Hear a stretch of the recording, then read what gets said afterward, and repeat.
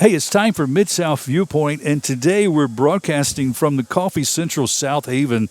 This is a full-service coffee house right in the heart of Snowden Grove. Listen, if you've never been here before, you're missing out on one of DeSoto County's favorite gyms.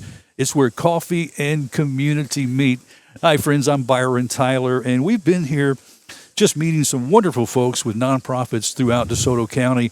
And this is our second time to come and do a series of radio shows from here, and we're having a great time. I appreciate Tina Tatum, the hospitality that she's offered here at Coffee Central, and making this cozy corner so special for us. The Dream Center is more than just a local nonprofit. It's the hub of hope, support, and transformation for individuals and families in DeSoto County, with a mission rooted in giving a hand up rather than a handout. The Dream Center offers holistic programs that address poverty, build character, and help communities thrive. And joining us from DeSoto County Dream Center is Jenna Kern. Jenna, welcome to Mid-South Viewpoint. Thank you so much for having me. I'm so excited. I love being at Coffee Central. What a great place. What's your favorite coffee drink? So it depends on the day. Most days I'll go with the lavender matcha, which I know is really odd and weird, but then some days I need that warm and cozy, and I want something like a vanilla latte that just warms me up. But no matter what it is, they do it well here, don't they? They do it well, don't they? Yes. This is one of the best kept secrets in North Mississippi. So we want our friends to be sure and stop by Coffee Central. So why don't you start by telling us something about the story behind the DeSoto County Dream Center? Really, what inspired the founding of it? Absolutely. So it's a really interesting story. A local church, Compel Church, their pastor, Patrick Conrad, one of their parishioners came to them and said, "Hey, I want to make a donation. I have a $100,000 gift that I want to use to do something really good." Their original thought was doing benevolence, but that's a lot of money for benevolence. So Pastor Patrick looked into it and he thought, what can we do that's bigger? How can we make a bigger impact rather than just a one-time, helping somebody through something? How can we do something really exciting? So out of that came the Dream Center.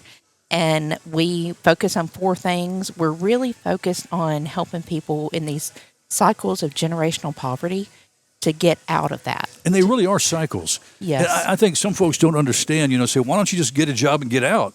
It's like more than that, right? There's more attached to that oftentimes. Absolutely. And what we don't realize is a lot of times it's regular people. You think, oh, they must be doing something wrong. Yes. Or it's not. Maybe a healthcare crisis came up. There, a family we helped recently, they had a child that went into St. Jude. Well, it was a single mom. She's got to be there with her kids. She ended up losing her job. And you can see how those things and St. Jude's amazing and help out in so many ways, but they couldn't do everything. Yes. So these cycles, and then she loses her job, and then she loses her car, and she's needing to be with her daughter, and so many things going into that. Oh, that just breaks your heart, right? Oh, every single day. But we have to look on the other side. Yes. That we are providing hope. Our vision is to help families to dream again, because when you're in crisis, you're not even looking at tomorrow. Wow. You're not thinking about all the fun stuff that you could be. You're not dreaming at all. There is no hope. Right. You're looking at, okay, can I feed my kid today? Is my kid going to pass school? Do they have clothing to wear? Am I able to go to a doctor and have health care? Those are the things that are weighing so hard on you that you can't even get past that. Well, Jenna, and what I love about this was birthed through a ministry of a church, because that's really our mission as the church, right? Absolutely. I mean, obviously, we're to proclaim the gospel. Yes. But there's also those needs in doing the proclamation of the gospel that people see that we love because we're really giving and giving our best. Absolutely. For those who find themselves in really vulnerable situations. Right. And I love that. It did start with one church, and now we have many churches that pour into us and not only support us, maybe through donations, through volunteers, but also sending people that need a little bit extra help than what they can do. Yeah. So here in DeSoto County, it's an amazing community. I'm so blessed to be here and just see that and witness that there are so many people here that they're not just looking out for their own. Right. But they're really looking out for the whole community. So how would you describe the mission of the Dream Center? So our mission starts with Title I school students and their families. So we focus on that. That doesn't mean that we don't help anyone who walks through our doors, but that's where we start. Those are the families that we really focus on. We are really trying to share Christ's love, and we do that through 4 very intentional pillars. We have food, education, healthcare, and clothing. And those are the ways that we feel like we can give not just a handout, but really a hand up. Yeah, and I want you to talk, if you will, about the difference between a hand up rather than a handout. Right, right. I tend to believe that sometimes a handout can be more harmful than helpful. Sometimes it keeps people in that state of crisis, in that cycle, whereas you absolutely do need handouts, but you need it along with relationship. You need it along with education. You need Yes. it along with that help. So, for instance, when you come into the Dream Center, if you're hungry, I'm going to meet that need. We're going to give you food because if you're hungry, you don't care what I have to say. Yes, yes. If you're sick, you don't. Right. None of that matters. So we're going to meet that need, but along with that, every single person that walks in, we spend a lot of time in an interview with them. And it's not that we're asking too many questions because they have to get to know us. Yes. It's a two-way street. They You're have building to a know relationship. us. Exactly. Yeah, because this is Exactly. not going to be a short-term relationship. It might take some time, right? It does. It does. So our education program started in 2014. We have families from even that first year that we're still in contact with. Yeah. They're part of our Dream Center family, and I don't use that phrase lightly. They really are. They become like our personal family. You know, it's interesting. Oftentimes, churches will take short-term mission trips, say like Central South America, and they might, build a church or do something good. And it's all good. Don't get me wrong. Absolutely. And in reference to this hand up, hand out, my daughter-in-law happens to be from Nicaragua, and she has seen through her lifetime countless churches and do great work, come down and do these things.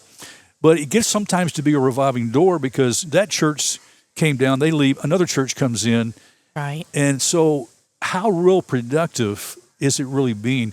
The church goes back and says, look what we did when we went there, you know? Right. But there, the people are saying, I saw it through her eyes as she shared that. Yeah. And looking at how can we find ways to help create micro businesses or other ways that we as the church can really, like you said, help people up. Right.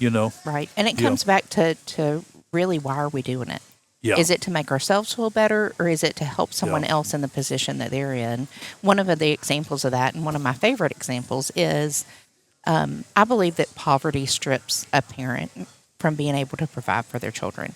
You have children, obviously. I have children, and we know parents want to give good things to their kids. They want to provide for their kids. And, for instance, a Christmas gift. Sometimes they're not able to give what they want. So our Christmas giveaway, it's not us picking out gifts and wrapping them and giving them to the kids. We have the parents come in. The parents shop for the kids. They wrap the present. We sneak them out the back door and put them in their trunk. And at Christmas, we're building up families because they are giving the gifts to their kids. Wow. That's not us needing a pat on the back. And that's us wanting to build them up. Yeah, you're giving that parent something. And for many of them, is they can't provide that. Right. You're giving them in front of their eyes of their children. I mean, you can't pay for that, right? Yeah. Absolutely. So talk more about this holistic approach that you guys do, the difference in the lives of the individual, because it is holistic. Right. So everything that we do was intentional. We didn't just stand up one day and go, you know what, let's give out some food and clothing. Yeah. We really looked into it to find out what's really going to change that. And part of what we're doing, they're called the social determinants of health. And they're things that directly impact a person's life. Now, we're not meeting every single one of them, but we strategically picked for the DeSoto County area which needs do we feel like were the most important right here. And we chose, healthcare. So Trinity Health Center is a part of DeSoto County Dream Center. And it's modeled after Church Health in Memphis, which a lot of people have heard of that. Right. Dr. Scott Morris? Absolutely. Yeah. Amazing. Just so honored to know him and to see the work that he's done. And so anyone who works but doesn't have insurance can come into an amazing healthcare facility. It's beautiful, and you feel like you're getting the same care as the millionaire around the corner. Oh. It means a lot. It does mean a lot. So you mentioned about the elementary education program. What makes this so unique? So what we do, one, it's not just tutoring. It's a game-based learning program. Oh, I like that. Yes, yes, because the kids have been in school all day. Yeah. They don't want to come and sit down and do some worksheets. Yeah. They want to have fun. So we met with the school administrators and we said, where's the biggest need? Third grade, they have to pass a test to go into fourth grade. I can't think of the name. It used to be called the GATE test. They change it every couple of years. But so that third through fifth grade, we felt like that was a very influential time in a student's education career. So we're spending time really laying the foundation for them. The teacher said, hey, you don't have to teach all the crazy graphing or anything else. If you can just come in, make sure they know all their math facts and that they know how to read, that makes those teachers' job a lot easier. Yeah, as you mentioned, games and activities that reinforce the reading and math skills, which makes kids have fun with it. Right, absolutely. Yeah. Absolutely. And our volunteers have a little fun with it too. Yeah, oh yeah, they do. So what kind of improvements or outcomes have you seen in the students that have been participating in the education program so far? Almost every single student has an increase in their grades. We have not only our during the school year program, but also we have a summer program specifically for these third graders that are at risk of failing, because that's so important. Once a child's failed, they see themselves as a failure. Yes. And we don't want that. Right. We want to see the good in them. And we want them to feel that and feel that confidence and that excitement. So most of our children that are involved in that program go on to pass onto the next grade. Oh, that's beautiful. We have very, very few. I mean, it is a tiny, tiny percentage that don't make it. And sometimes that's just because they were so far gone. They really do need that information again. It's not just test-taking fear or, needing a little bit of extra motivation. Jenna, talk about this leadership program, another aspect of the Dream Center, how you help middle and high school students build character and strong character, which is so important for our youth today. Yes. So we do also do character building in our third through fifth graders. But once our fifth graders started graduating out of our program, we didn't want to let them go. We wanted to keep pouring into them. We would keep talking to them, and their families were involved with us. So we said, okay, let's build something that's specifically for them. We focus on leadership skills. We'll help with some test-taking skills, with character building. We'll bring in local business owners to say, hey, here's some different paths you can take. Right. College is an amazing path, but it may not be for everyone. Maybe you want to be an electrician. Maybe you want to be a barista. So many different things that you can do and have a good living. And that's really a missing element in our society today, these trade skills and helping point, as you mentioned, every person is not going to take an academic track and go to college. Right. But they have some other skills that need to be discovered. They've got them. They just need opportunities to find out what they might be. Absolutely. Oh, I love this. I love this. Yes. So talk about the food and clothing pillars and how these services are designed to support. Right. So our food pillar really came into play in 2020. You probably remember a global pandemic. Yeah, I remember that. All of us do, unfortunately, that came upon us. And so we kind of kicked that food program into gear. We got a grant from USDA to provide literal truck 18-wheelers full of food every single week at multiple locations around DeSoto County for people in need during that time. We weren't able to go to work. We weren't able to do things. So providing for a very definite need during that time. Yeah. We have expanded that. We're not doing those kind of giveaways anymore because luckily that has passed us. Yes. But now we have an emergency needs closet where families that are in need can come in and they can get emergency food, and we can help connect. Is that what happens each Wednesday? It does. Okay. Yes. And that one's really important. When they come in, we sit down with them, just like we do with every single one of our programs, and we find out what's going on in your life. Why do you need food? And we do that because sometimes you don't even see why you're in crisis, or you don't realize what that is. And we want to, if we don't do it, we know somebody who can help them Are you seeing an influx of those who come on Wednesdays for the emergency? Since school was out, it has more than tripled. At this point, it's almost quadrupled the number of families coming through.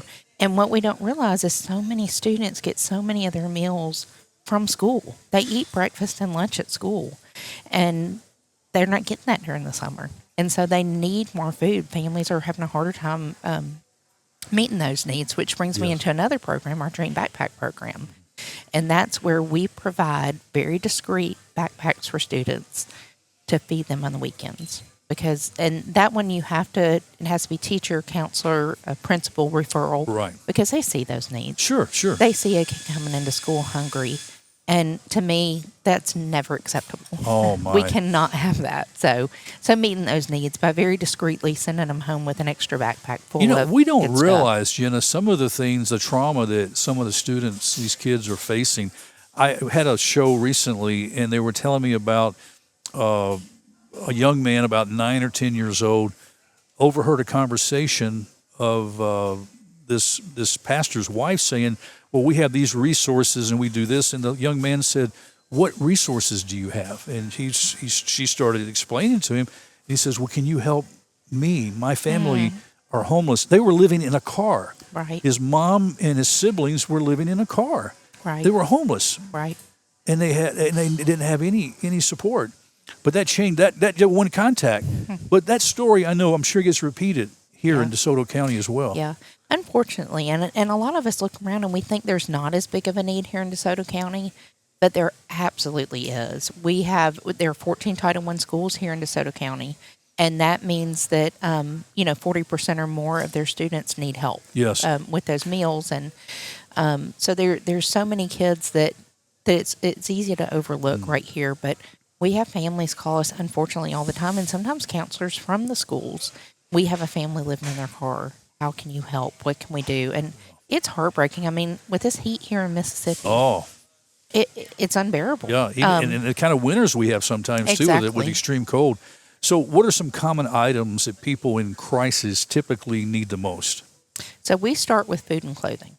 Those are the two things that we feel like is the most important things that you need to be fed, and that you need to be able to have clothing. It opens doors that you don't realize a lot of times. Yeah. It gives you that confidence to walk into that job interview, or to sit up straight in the classroom, or to so many other things. And so we only take new clothing, and for that very reason, that we believe that everyone deserves that. Everyone deserves something nice and new to put on to feel good. So that's where we start. Really, it's just meeting those basic needs. So there is a Adopt a Block initiative. Yes. That really helps neighborhoods. Yes. What's this all about? So it's very exciting.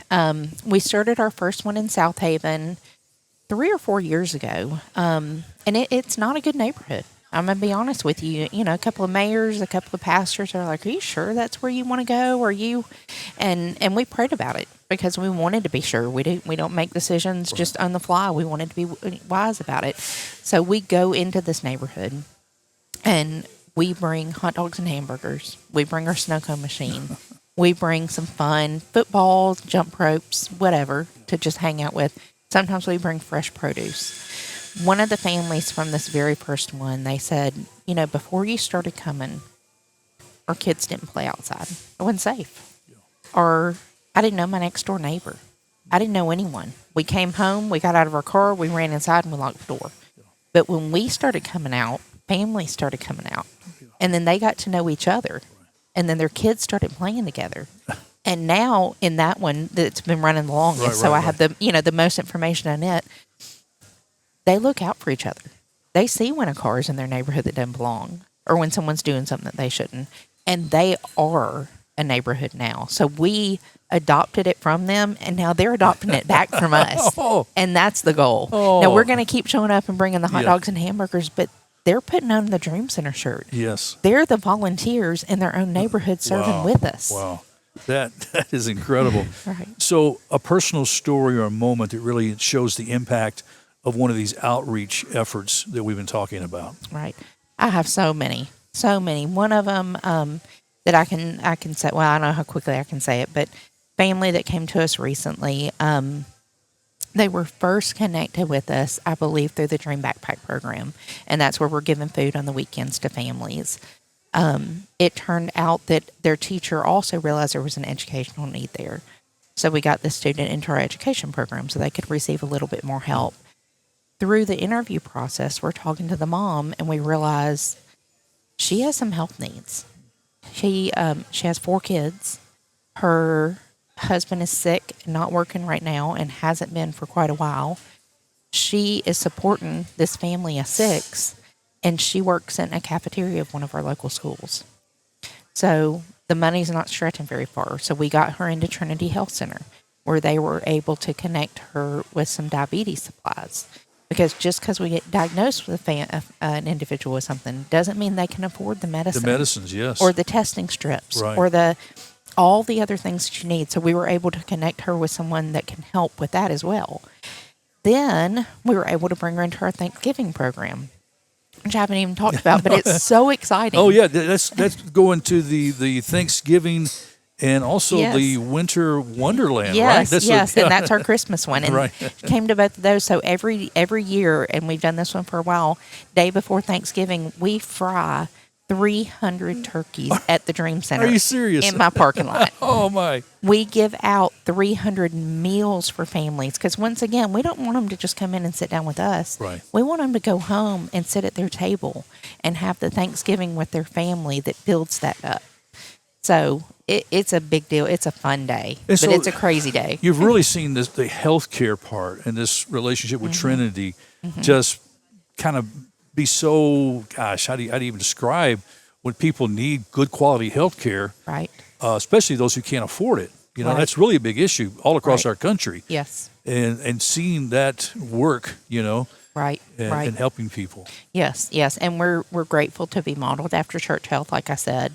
So it's a great model, so that families know when you come in, your first visit is $25, and then after that, we see you on a sliding scale.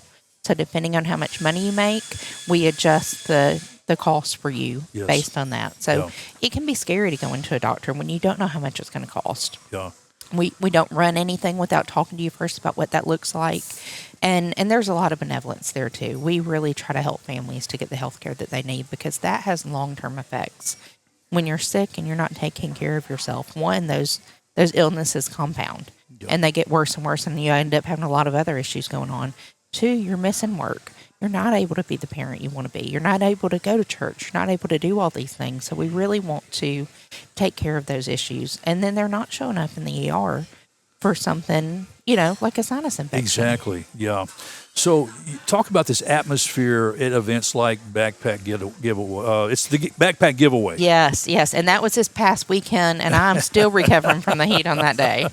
But it is just absolutely amazing. We give out 1,500 backpacks and school supplies, and I don't buy the cheapest one. We want to buy a good middle ground because if I give a kid a backpack and it tears up a week later, I don't think that's helping a family. Yeah. I think that's making it harder on them. Yeah. We give out the Crayola pencils and the Ticonderoga pencils and all the stuff that they really need so that when they walk in that first day of school, they feel the same. Yeah. They have confidence. They're on the same footing. They're not starting out behind. We want them to start out on that same foot. And it's a lot of fun.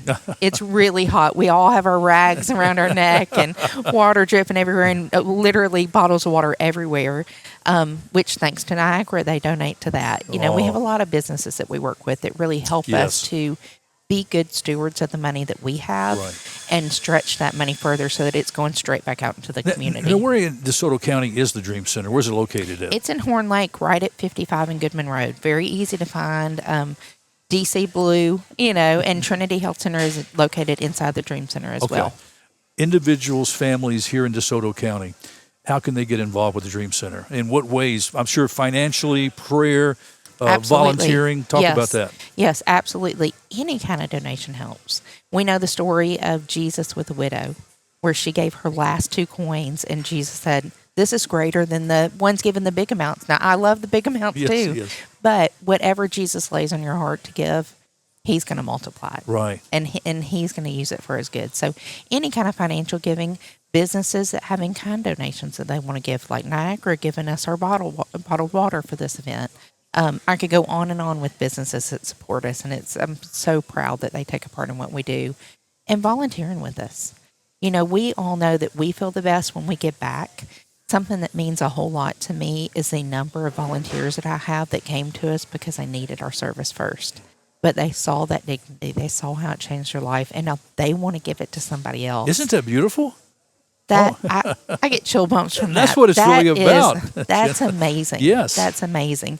And just praying for us. I never discount the power of that prayer and how that opens doors and how that changes people's lives in a way that we may never see on this side. Yes.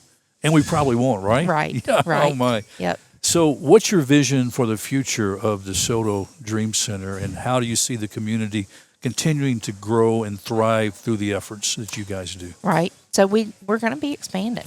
You know, if you're struggling to put food on your table, your gas tank may not make it over to the west side of DeSoto County. So we need a little pop-up on the east side of DeSoto County, on the south side of DeSoto County, so that when people need food or clothing or maybe education services, it's much easier for them to get to those.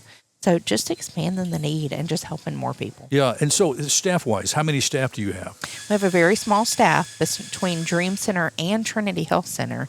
There are 14 of us. Okay. And the rest use a lot of volunteers. It is so many volunteers. For instance, backpack giveaway this weekend, we had about 275 volunteers there. Wow. It's like I said, it's a great community. Yeah. Okay, Jenna, we've got wrap up here, but I want to let our friends know the DeSoto County Dream Center is it 6935? Yes. Winchester Drive, Horn Lake, Mississippi.